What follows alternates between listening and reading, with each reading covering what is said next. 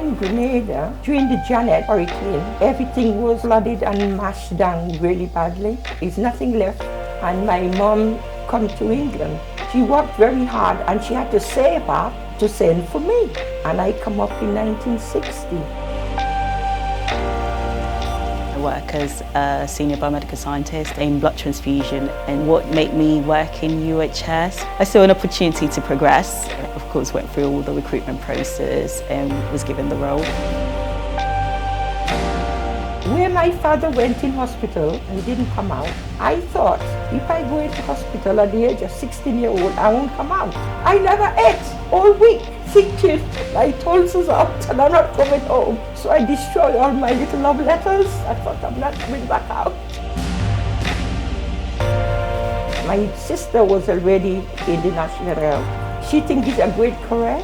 They say you have to be 17 and a half. So I decide if I go cleaning and at the same time you're talking to the patient and you feel like you're part of, even though they ask you to hand them something out of the cupboard, I always find time for them.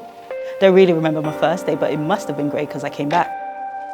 It was a role that I wanted to move up to, felt ready to get on a new challenge and see what it presents to me.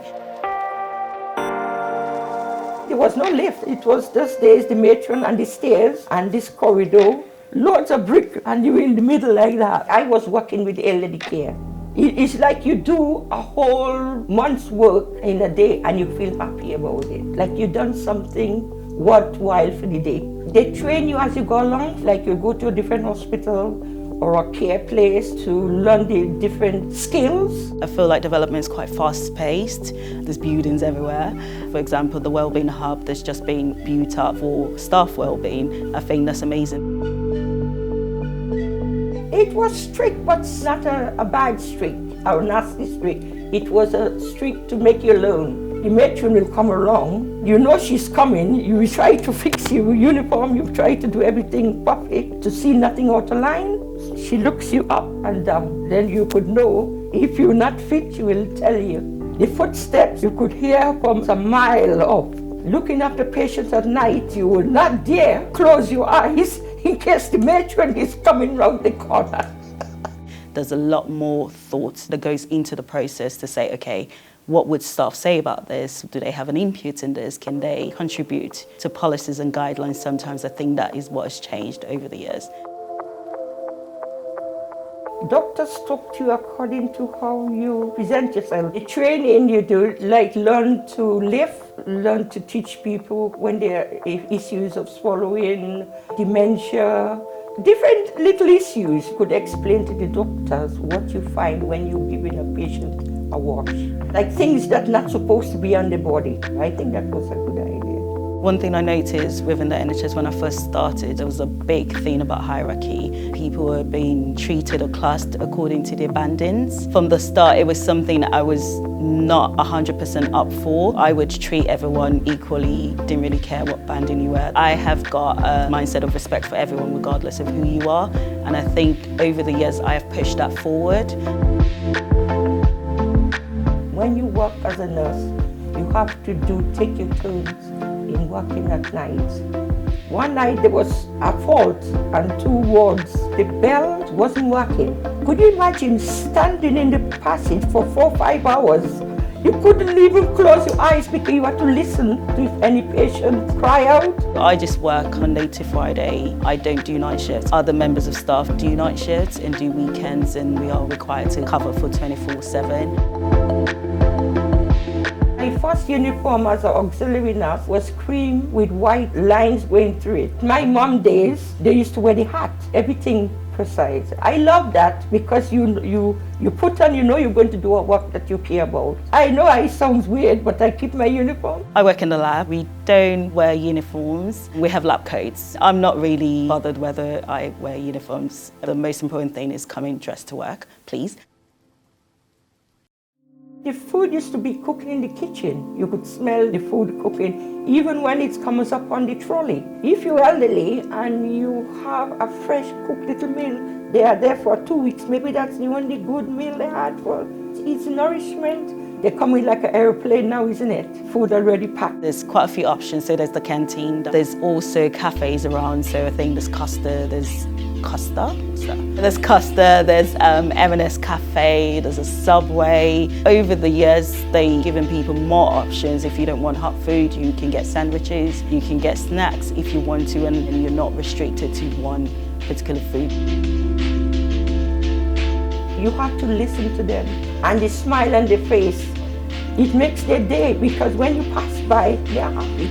They'll wave to you, and you know they are comfortable. I used to walk all the way to the general, walking fast, just thinking what you're going to do, and smiling to yourself, what this is one today, and what you're going to see with the different changes in different patients. It's lovely.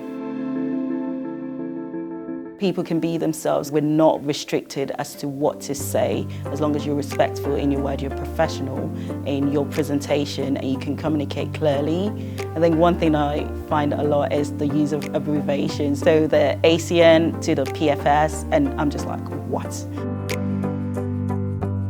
In them days, my mom said, if a porter is not around, to take the patients to the mortuary yourself. You have to do it. My mom used to tell me a lot, but it didn't put me off. The younger generation don't realize, because of the ringwash, people putting so much to the national health. They have to keep talking about it to educate the ones who is coming up now. My mum worked in the NHS before, so I'm second generation. They paved the way for us. It's still a struggle for some people in terms of progression and having the ability to be able to work in whatever field they feel like they can work. She felt she couldn't progress.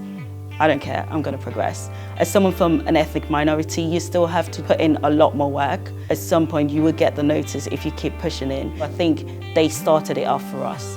They formed a really strong foundation imbued in the NHS. They were able to come in, worked, given their 100% basically, made it easy for the younger generation to be able to come in. They don't have no time to stop and listen, because you've got to go to another one and another one, you know. So you love to stay and talk, but another person is calling you. My mom days, you remember, they used to have the bedpans. You had to push it underneath the patient. You had to put a sheet first, and then you have to lift the patient on it. And when they does the business, you have to take them out, empty that bedpan, clean it, and put it to sterilize. Sometimes they didn't even have sterilize. You have to wash it and turn it over.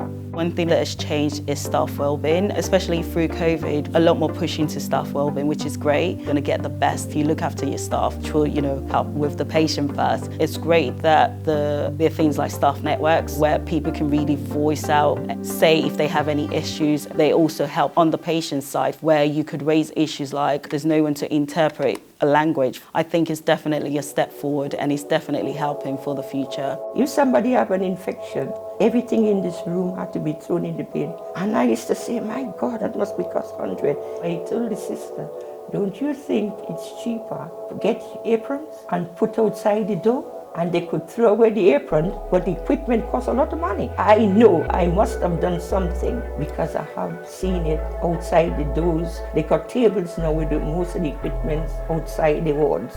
Even nobody recognized me, but that's my seat.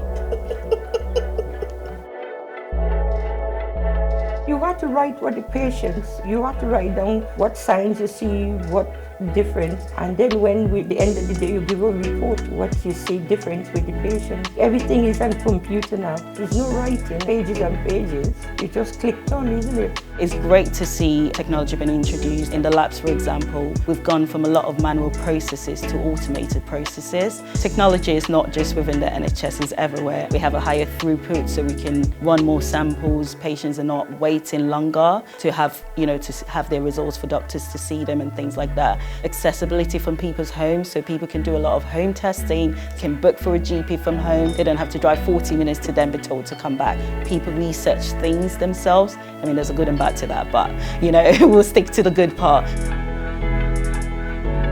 If you love your patient, you don't mind standing for hours to listen to them cry out. Whenever you're doing anything, do it from your heart, and you will find you are more contented whatever you do in life. You will see some people need help. Don't just ignore or laugh at them, because you don't know yourself one day could be in that position. So that's my advice. Sometimes you will face situations that would challenge you and challenge who you think you are. If you have focus, if you have a goal set in mind, just push for it. At the moment, I think I'm just at the start. So many opportunities to do so much, to be better, to make a difference in the world. And I think whatever you set your heart to do, you can achieve it. So yeah, go for it. To be part of the National Health Service, it's lovely. It's a rewarding, something you could always talk about, always remember, and some things you could always give people advice on, to your family, to your friends. That's a good career to go to the National Health, because you'll be always helping somebody. My granddaughter, she wants to be a doctor. She's so shy, so I pray to God that she will fulfill her dream one day. We seems to be in the field of 3 generations, isn't it, with the hospital. My mom, then me, and then my daughter. Very proud, very proud. We're one of the biggest employers in Europe. Everyone knows the NHS and they say good things about the NHS, so it's great to be part of that. There's more attention, and I think COVID brought that up, where almost every other sector or industry had to shut down, but the NHS had to go in still. Just hoping people don't forget that the NHS is important, the people who work within the NHS are important as well.